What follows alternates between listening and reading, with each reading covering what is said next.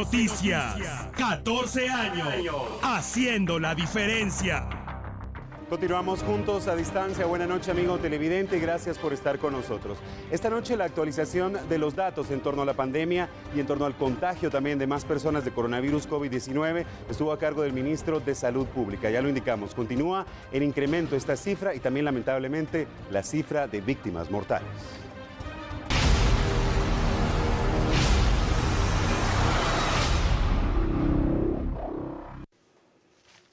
Estimados conciudadanos, buenas noches. Les brindaré a continuación el informe de la situación de casos de coronavirus COVID-19 para este jueves 7 de mayo en Guatemala. Cerramos el día con las siguientes cifras: 34 positivos, siendo estos 11 femeninos y 23 masculinos. Sumamos 4 pacientes recuperados, pero también lamentamos el fallecimiento de 2 pacientes de género masculino, de las edades de 53 y 50 años. El día de hoy se realizaron 598 pruebas y están pendientes de procesar 249 para un total de 847 pruebas. Así también tenemos 717 casos activos, 90 pacientes recuperados y lamentamos el fallecimiento de 23 personas. Continuamos con 2 fallecidos por causas ajenas al COVID-19. Lo que nos da un total de 832 casos positivos en el país. Quiero agradecer a toda la población por continuar con las medidas preventivas como el uso de mascarilla, lavado de manos y el distanciamiento social, que son las medidas que han hecho que la fase de contención en la que nos encontramos esté teniendo un buen éxito. Recuerdo también que juntos saldremos adelante y Dios bendiga a Guatemala. Muy buenas noches. El Ministerio de Economía realizó el primer desembolso económico para el programa Fondo del Empleo, que pretende beneficiar a más de 300,000 empleados del sector privado.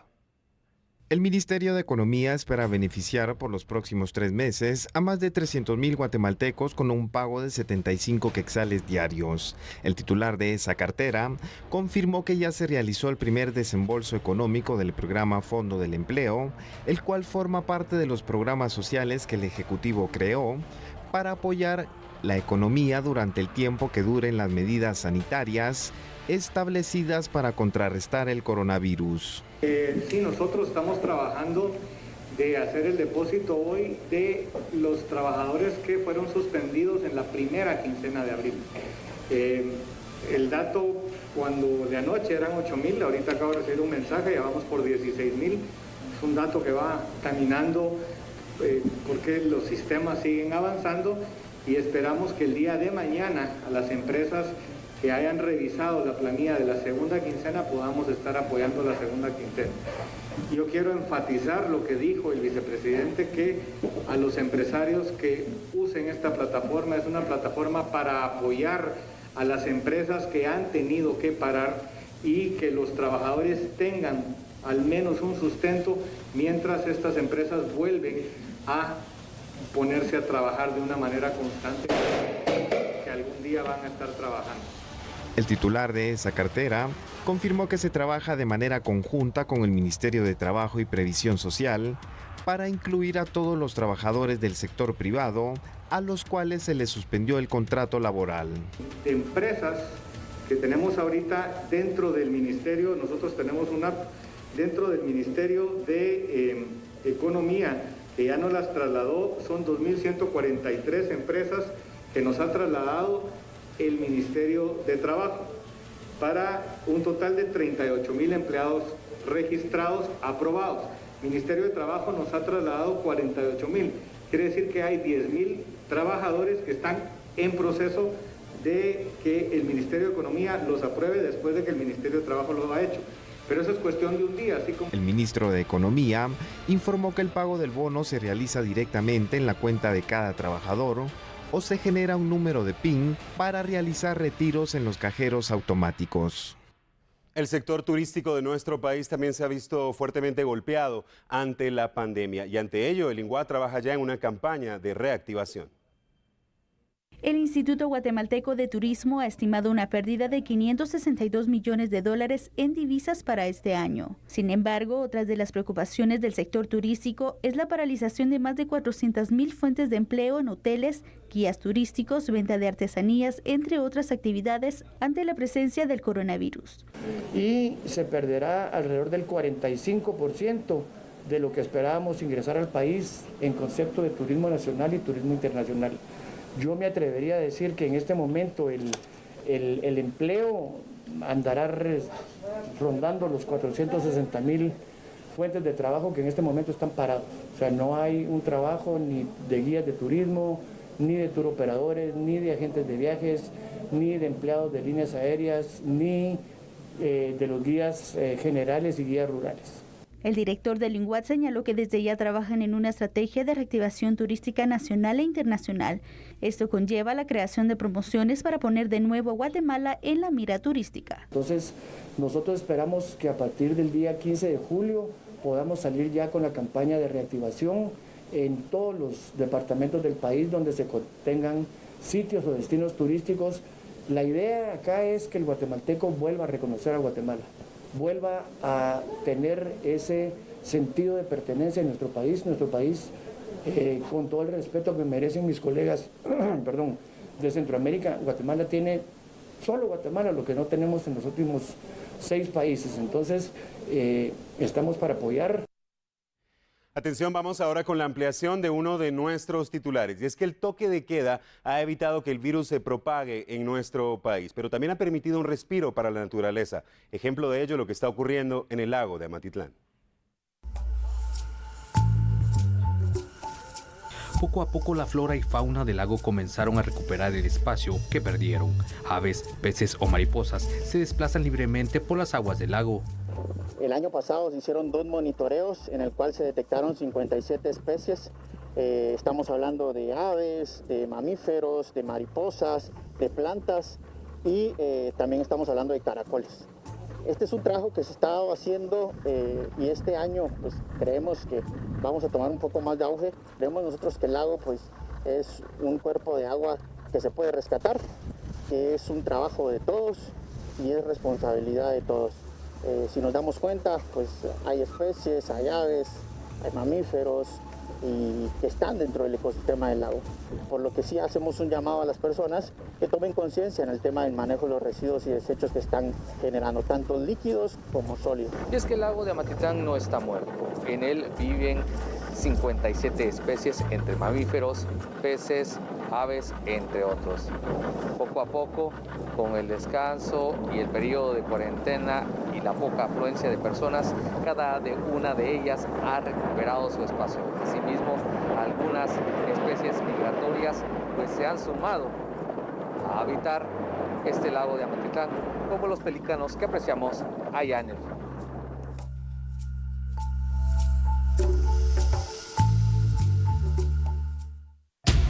Al volver, toque de queda, día 47.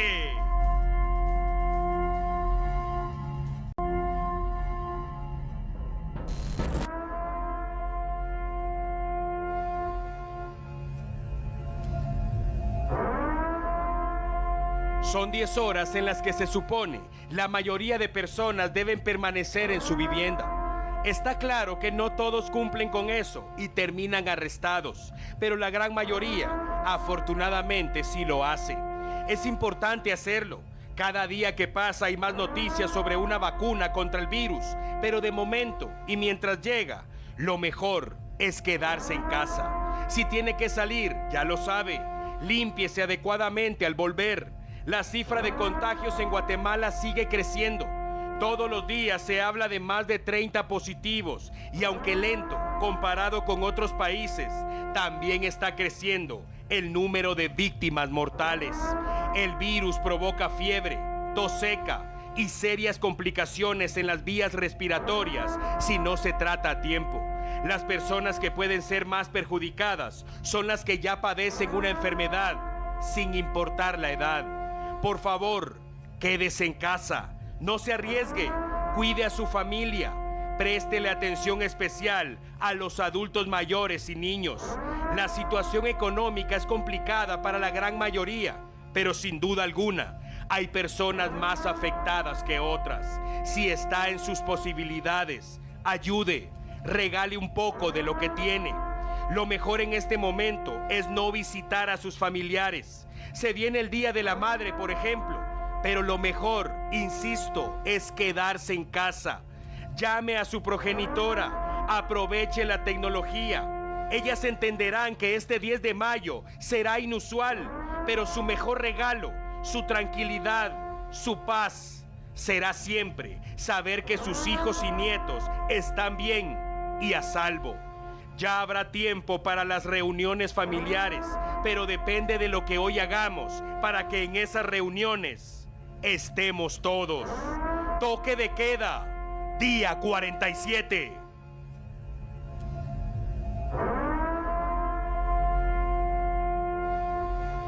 Ahí tiene usted la importancia de permanecer en casa. Importante también tener mucho cuidado, mucha precaución a la hora de comprar mascarillas. Las autoridades han detectado varias anomalías, sobre todo en las ventas callejeras. Preste mucha atención. La mascarilla en Guatemala es obligatorio. Autoridades del Ministerio de Ambiente y Recursos Naturales trabajan junto al personal del Ministerio de Salud Pública y alcaldías en todo el territorio para el control sobre el manejo apropiado de desechos sólidos. Han identificado que hay personas que recogen de la basura mascarillas y guantes, las lavan y las vuelven a vender. Queremos hacer el llamado a la población a tener cuidado en el lugar en donde compran sus mascarillas, que sea un lugar seguro, que sea un lugar certificado, pero más importante aún que sea un lugar que practica seguridad sanitaria. Hay personas que se han dedicado a recoger mascarillas de los vertederos, las lavan y las vuelven a vender. Nosotros queremos que la población esté alerta ante este problema para evitar un contagio aún mayor. Lo ideal y lo que recomendamos nosotros en nuestro protocolo de manejo de desechos sólidos es que las personas, al momento de deshacerse de sus mascarillas con una tijera, hagan cortes para que ya no puedan ser utilizados. Además de cortar la mascarilla y guantes para que no puedan ser reutilizados, recuerde utilizar doble bolsa para identificar que es material contaminado. Hablamos a continuación de las medidas de desinfección que todos debemos tomar en cuenta. Algunas de ellas podrían parecer exageradas, pero son de suma importancia ante la pandemia.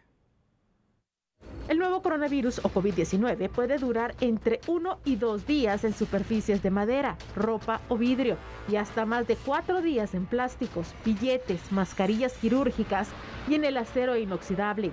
En condiciones de 22 grados centígrados y 60% de humedad, el nuevo coronavirus solo permanece activo 3 horas en superficies de papel, ya sean folios o pañuelos. En ambientes con temperaturas que oscilan entre los 21 y 23 grados centígrados y con un 40% de humedad, el coronavirus se mantiene activo durante 4 horas en superficies de cobre, 8 horas en cartón, 48 horas en el acero inoxidable, hasta 72 horas en el plástico y 3 horas en aerosoles. Todas las medidas sanitarias son clave para evitar el contagio. Recuerde tener el menor contacto posible, lavar sus manos y usar mascarilla. Atención, nos vamos a ubicar ahora al occidente del país, específicamente en el departamento de Quetzaltenango, para hablar de varios menores de edad que han sido deportados de los Estados Unidos y que resultaron positivos para COVID-19.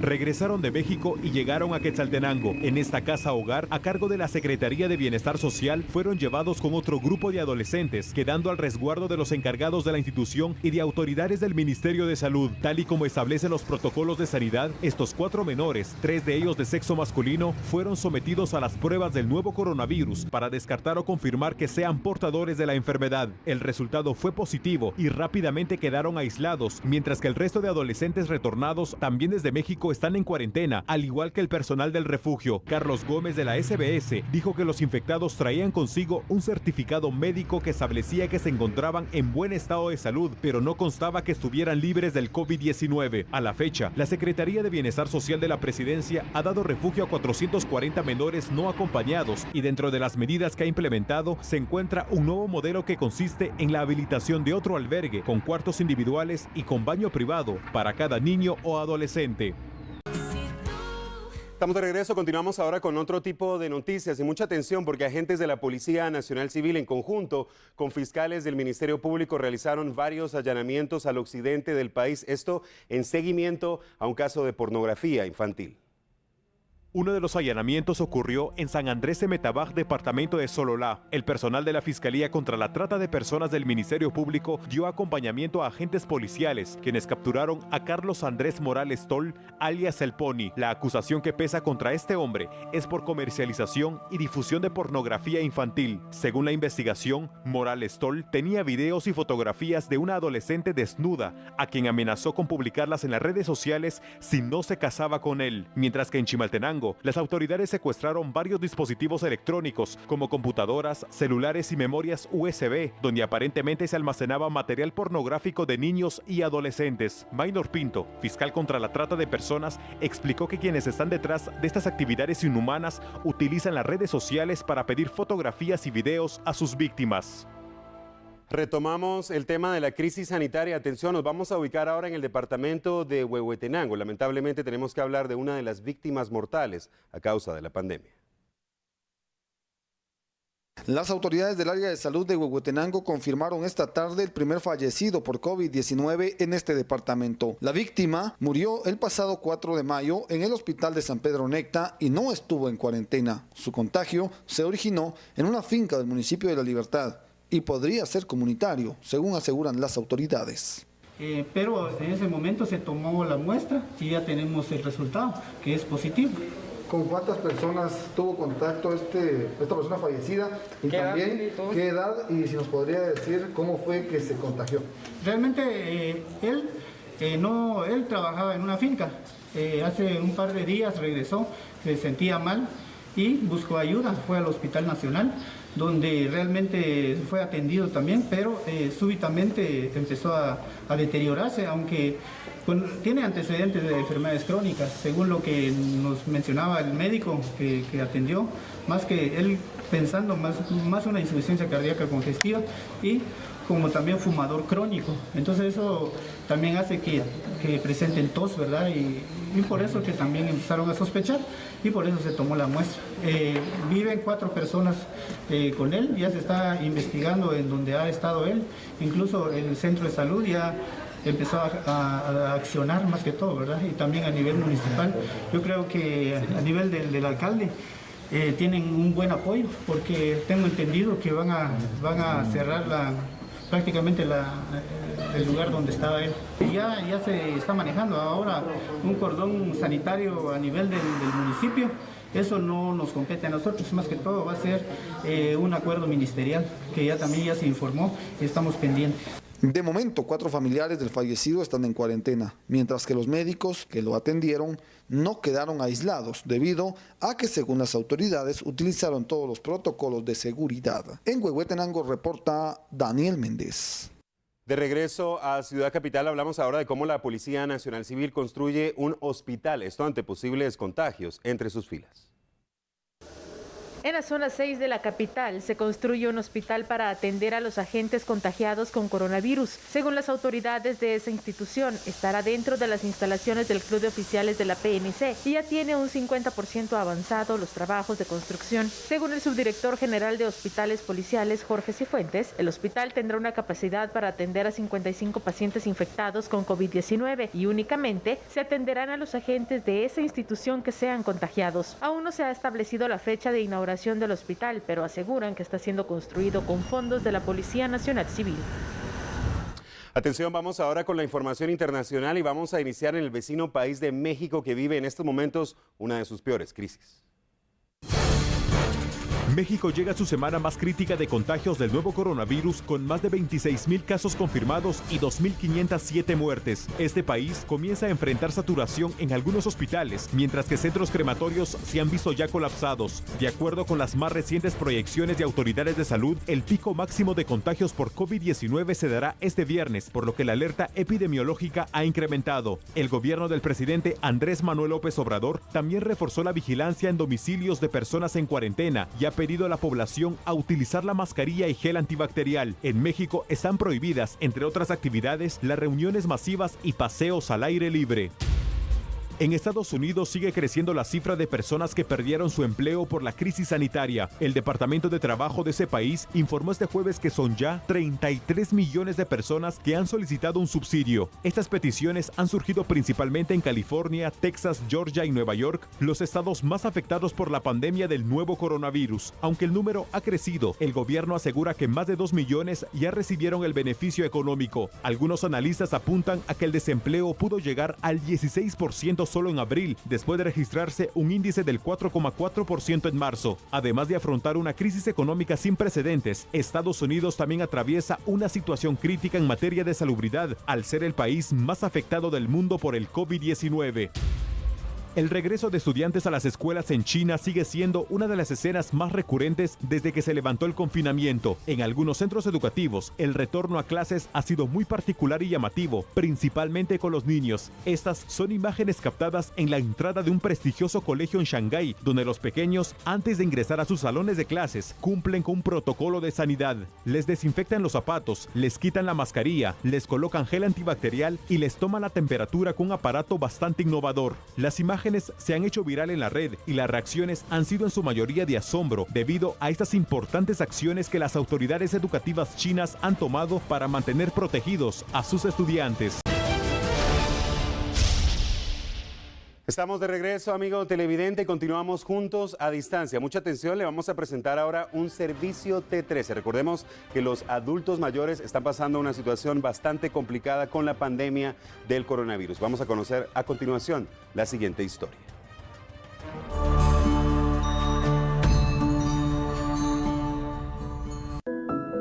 Adrián es un hombre de 77 años rescatado por una familia, luego de encontrarlo viviendo en condiciones precarias, a su suerte, en una casa en Pueblo Nuevo Viña, Santa Rosa. Presentaba señales de desnutrición, falta de higiene y no podía mover su cuerpo ante la falta de energía.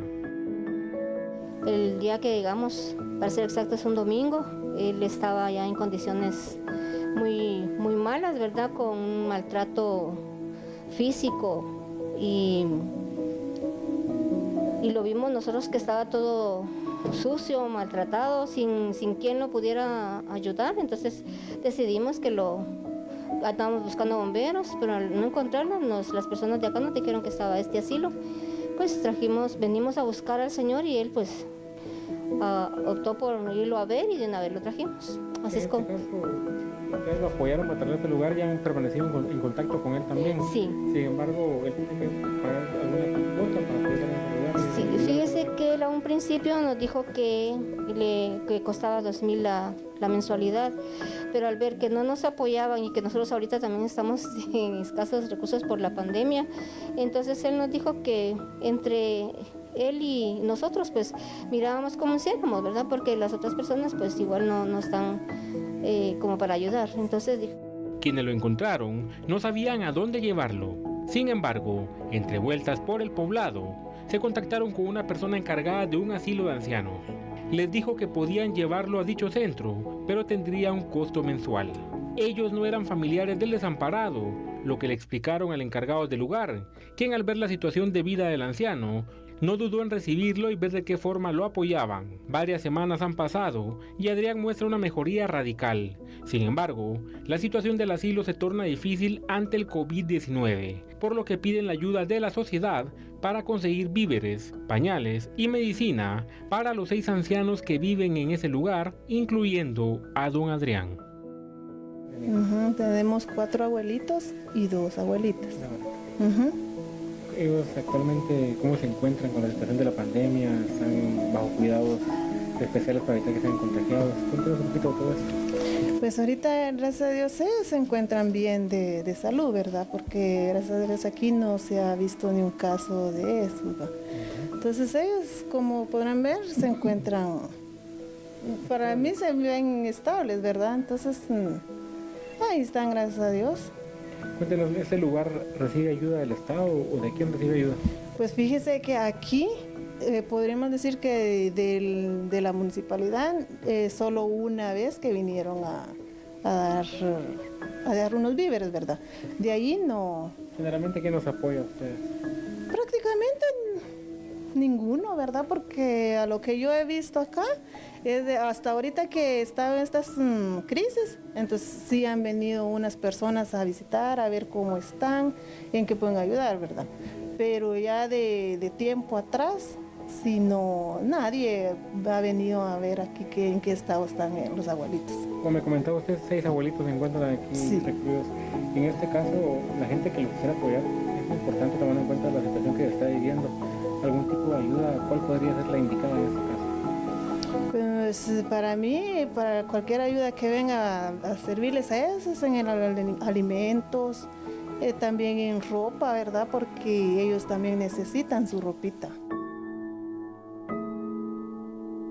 Toda la ayuda será de mucha utilidad. Mucha atención porque vamos a cambiar de tema. Lamentablemente también tenemos que hablar de violencia. Nos ubicamos en el municipio de Santa Catarina Pinula. En este lugar localizaron a un hombre herido. Dieron aviso a los bomberos voluntarios y al llegar constataron que esta persona había fallecido. Según curiosos que se acercaron al lugar, dijeron también a otras personas que eran sus familiares. Ellos indicaron que respondía al nombre de Arodi Magdiel Clemente, de 55 años. Por las heridas que presentaba en la cabeza, las autoridades creen que fue atacado con una o varias piedras hasta morir. Vecinos y familiares de este hombre indicaron a la policía que el sitio no ha sido peligroso. De hecho, hace muchos meses que no ocurría un hecho sangriento. Exigen que se esclarezca este caso y se castigue a quien resulte responsable. Atención, nos vamos a ubicar ahora en el departamento de Sololá. Mario Guzmán, nuestro corresponsal en aquella zona, nos informa acerca de la muerte de un hombre.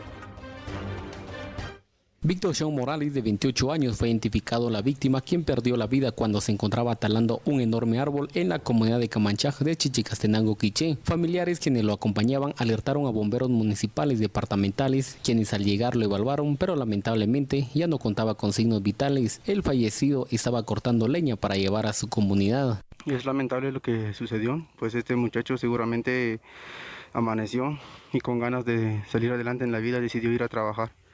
Pero no sabemos la vida. La muerte la sorprendió cuando estaba trabajando. El muchacho se llama Víctor Sean Morales, es originario de aquí, de Camanchaj. El sector donde ocurrió el siniestro es el sector Sean, que colinda con el caserío, el Rosario. Nos comentan de que él fue aplastado parte del cráneo por el árbol que estaban talando para luego convertirlo en leña, ¿verdad? Él murió al instante porque el impacto que sufrió en la cabeza fue desastroso. Dejó a su esposa viuda y a su hijo en orfandad. Según la información que nosotros manejamos, se encontraban de 4 a 5 personas que estaban talando el árbol. Al lugar se hicieron presentes agentes de la Policía Nacional Civil y fiscales del Ministerio Público para realizar las investigaciones correspondientes. Posteriormente fue llevado hacia la morgue del INASIF de la cabecera. Desde el departamento de Sololá, reporta Mario Guzmán. Continuamos en la provincia, vamos ahora a San Juan, Zacatepeques. Y es que los bomberos voluntarios rescataron a un recién nacido. Vamos con la historia. Es una imagen que conmocionó a los vecinos de la aldea Cruz Blanca del sector 2 de San Juan, Zacatepeques este día. Fueron ellos quienes llamaron a los bomberos cuando notaron que en el fondo de una fosa séptica lloraba un bebé. Los socorristas lograron extraerlo de ese lugar tras un exhaustivo trabajo. Cuando finalmente ya estaba en sus manos, le brindaron la asistencia necesaria para garantizar el cuidado de su salud. Después de varios minutos, fue llevado a la emergencia de pediatría del Hospital Roosevelt en condición estable. Los vecinos aseguraron que la madre pudo lanzarlo a esta fosa séptica con el propósito de deshacerse de él. Ahora, se busca a la progenitora para que responda sobre este hecho inhumano. Nos ubicamos ahora en el departamento de Sololá y tenemos que hablar lamentablemente de la muerte de una mujer. Una mujer cayó al fondo de un barranco en el caserío Chuariché de la aldea El Tablón, Sololá, después de haber tenido una acalorada discusión con su pareja y el resultado fue mortal. Se supone que ambos retornaban a su hogar y habían ingerido bebidas alcohólicas. No se conoce realmente lo que ocurrió en el sitio, lo cierto que una mujer terminó al fondo del abismo. La víctima fue identificada como Ángela Martina Chuj Balach, de 33 años, originaria de esa comunidad, quien deja en orfandad a 3 hijos. Gracias por informarse con nosotros. Regresamos mañana en punto de las 21 horas. Feliz noche, que descanse.